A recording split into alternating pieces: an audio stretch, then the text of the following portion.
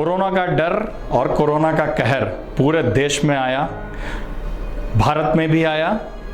जो लॉकडाउन हुआ, भारत में सबसे लंबा लॉकडाउन हुआ। लॉकडाउन होने की वजह पूरे देश में एक अफरा तफरी सी मची। वहीं हम करेंगे आज उत्तर प्रदेश की बात, जहां पर लगातार मजदूर वर्ग के लोग पैदल यात्रा को निकल चुके हैं। जी हाँ, मुरादाबाद से बात करेंगे एक खबर की, जहां पे एक माँ अपने बेटे के इंतज़ार में ख़त्म हो गई। आइए देखते हैं यह रिपोर्ट। कोरोना वायरस की गंभीर बीमारी के चलते पूरे देश को लॉकडाउन कर दिया गया है। प्रधानमंत्री नरेंद्र मोदी ने देश के वासियों से अपील की है कि जो जहां रह रहा है वो वहीं रहे, कहीं ना जाए। लेकिन लोग लंबा सफ़र तय कर अपने घरों को पैदल ही जाने को मजबूर हैं।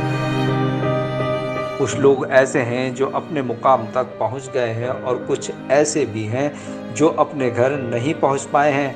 ऐसे ही एक मामला उत्तर प्रदेश के मुरादाबाद में सामने आया है। मुरादाबाद के बगला गांव की रहने वाली 65 वर्षीय बुजुर्ग महिला भूरी देवी ने अपने बेटे के इंतज़ार में ही दम तोड़ दिया।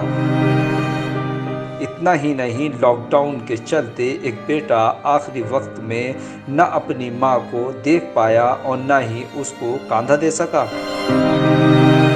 मृतका भूरी देवी का एक बेटा और 2 पोते 5 वर्ष पूर्व हिमाचल प्रदेश में मेहनत मजदूरी करने गए हुए थे। अचानक से 21 दिन का लॉकडाउन हुआ और वो हिमाचल प्रदेश में ही फंसे रह गए।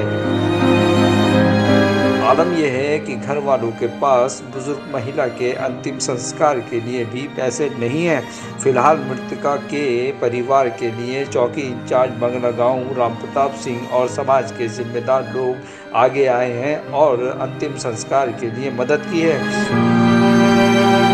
अब बुजुर्ग महिला का अंतिम संस्कार उनका बेटा नहीं बल्कि 5 वर्षीय परपोता बाबू करेगा। मेरी सास है, मेरे को 3 बजे ख़त्म हुई। मेरा लड़का तो छोटा इनकी बहन के पास है और मैं थी। पानी देकर मैं नीचे आई, ऊपर बाद में गई तो ये ख़त्म हो गई। बेचने में चौकी गई। फिर उसके बाद दरोगा जी बोले कोई सुविधा, मैं के साथ सब कुछ सुविधा सही है, मेरे सब कमाने वाले, लेकिन मुसीबत में फंसे हुए हैं। दरोगा जी ने दिए मुझे 1000 रुपये। मैं बोली पैसों की तो ऐसी खास बने, लेकिन मजबूरी है मुझे। बाकी सब कुछ है, वो तो बाप बेटा तीनों तो कोई बात ही नहीं थी। उन्होंने मैं मना करा, उन्होंने फिर भी दिए 1000 रुपये। फिर वो हिमाचल में है, कंपनी सील हो गई। आज 6-7 दिन से भूखे प्यासे वो पड़े हुए हैं। बेटी भी मेरी काम करती थी वहीं पे। बेटी मेरे तीनों बेटी मैंने अपने यहीं रोक ली। तीनों बेटी जवान हैं। अब वो वहाँ फंस गए। वो गए वहाँ पे तो वो थाने में मना कर दिया। थाने में कहने लगे, बोले कोई गाड़ी नहीं करके देंगे, अम्बाला तक आप जा सकते हो, अम्बाला के आगे हमें नहीं मालूम तुम कहाँ जाओगे।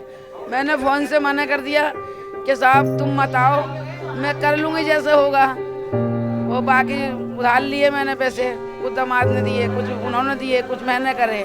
गतमुगत का तो करना ही है मुझे।